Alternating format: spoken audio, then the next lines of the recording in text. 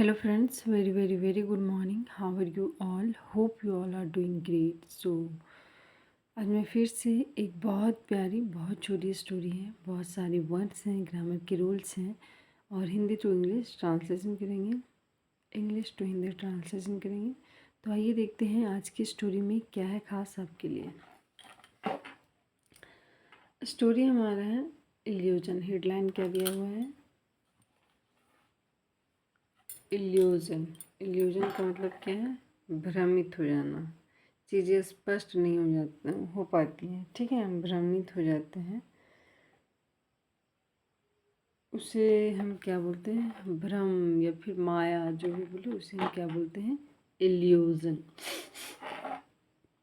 हाँ, तो देखिए, once a saint called his disciple with whom the saint was very enchanted। आपको दिख रहा है ना?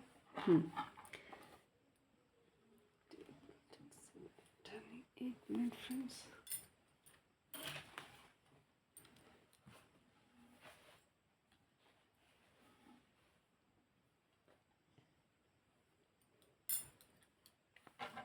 ठीक है, वंस यानी एक बार, सेंट कॉल, सेंट बोला गया, संत महात्मा जिसे बोलते हैं ना, उन्होंने बुलाया ही डिसाइपल, अपने शिष्य को। डिसाइपल यानी शिष्य होता है, ठीक है, बुलाया।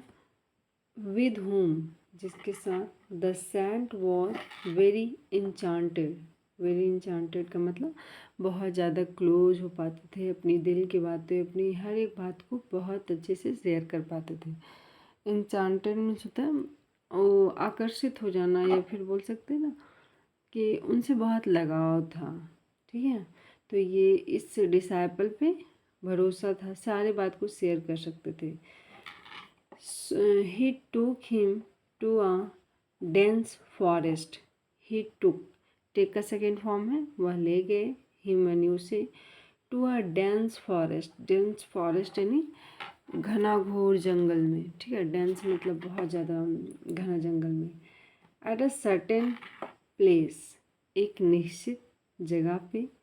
ही stop and set the disciple to dig the ground. वो रुक गए, ही स्टॉप्ड, वह रुक गए, एंड सैड, और कहा, द डिसाइपल, अपने शिष्य से, टू डिग, खोदो, द ग्राउंड, इस ग्राउंड यानी मैदान को, जगह को खोदो। डिग यानी खोदना, गड्ढा करना। After digging a few feet down, मतलब कुछ फीट डाउन यानी नीचे खोदने के बाद। The fond he found a casket. Casket बोला गया है संदूक। देखिए आप पिक्चर में देख सकते हैं। ठीक है, संदूक को कास्केट बोला जाता है। ही फाउंड, फाइंड का सेकेंड फॉर्म है, वह पाया या उन्होंने पाया, कास्केट यानी एक संदूक। द सेंट सेड, तब महात्मा ने बोला या बोले, inside this there is a paras money.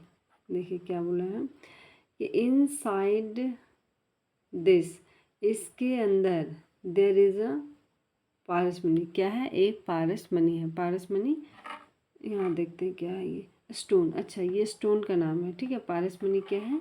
पत्थर का नाम है। That can turn any ordinary metal into the precious gold if touched, and that is yours now. देखो क्या बोलता है, इनसाइड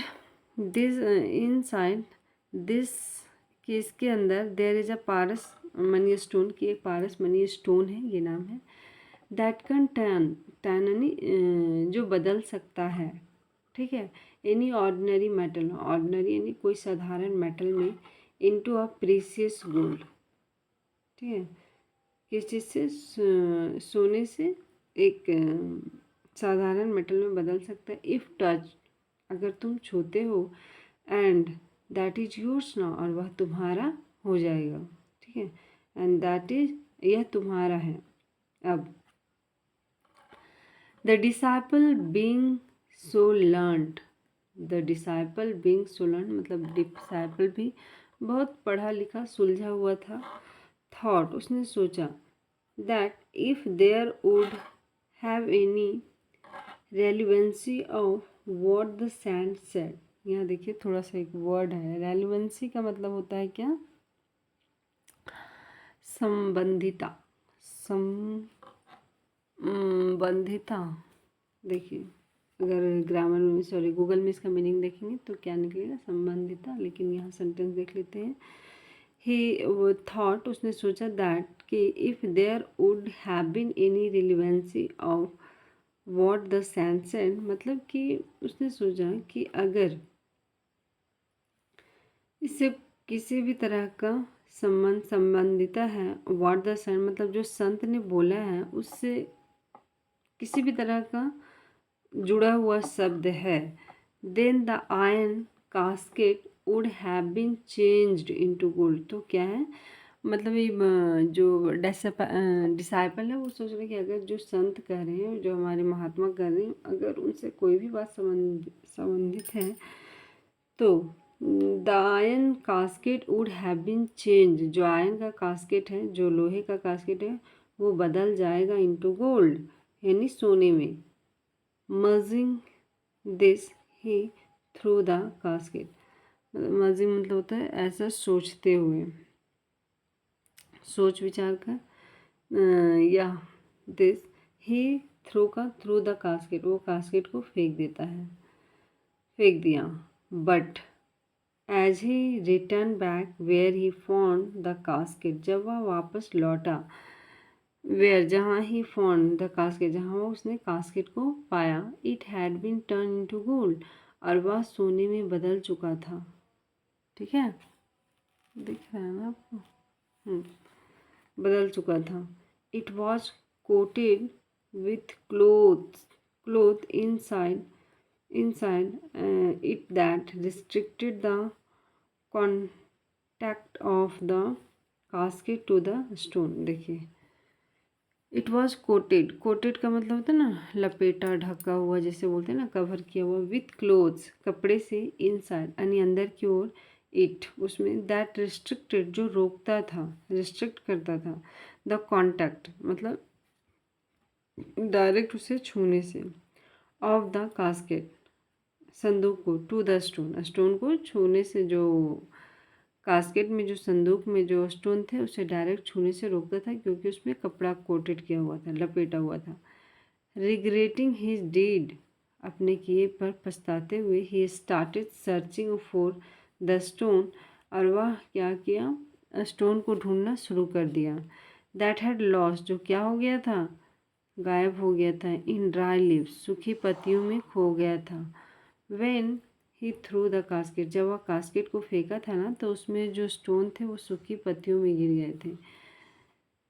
ही वोर अ ग्लूमी फेस, मतलब अब उसका जो चेहरा था कैसा हो गया था, उदास हो गया था, क्योंकि वो ढूंढ नहीं पाया होगा, जो कि इसमें बताया नहीं क्यों, अब वो उदास हो गया था, परेशान था उस स्टोन को ढूंढ ढूंढ कर। स्टार्टिंग में उसे लगा कि ऐसा कुछ भी नहीं है, लेकिन जब फिर देखा कि नहीं बात तो ऐसा ही है, तब वो स्टोन को पूरी जी जान से ढूंढने लगा, और अब उसका फेस भी, चेहरा भी उदास हो गया। तो देखिए क्या है स्टोरी, मोरल क्या है, crying over a spilt milk is futile. Crying over spilt milk मतलब जब चीज़ें हाथ से निकल जाती तो उससे रोने पे कुछ नहीं मिलता है। मतलब अगर इसे देखिए, यह एक फ्रेज है ना, कि जब दूध गिर जाती है तो हम उसे किसी भी, जैसे मान के चलो एक गिलास दूध है और वो धरती पे गिर गई, तो पॉसिबल है उसको उठाने का नहीं, और ना ही अब उस पर रोने पे कोई फ़ायदा है, क्योंकि जो होना था वो हो गया। कहने का मतलब ये है, जो गलती करना था ये कर लिया, अब उस गलती को सुधार तो नहीं सकता है।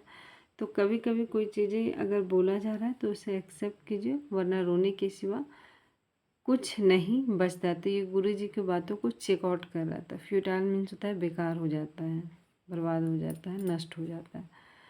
तो thank you so much guys. आपको स्टोरी कैसी लगी please write in comment. Thank you so much.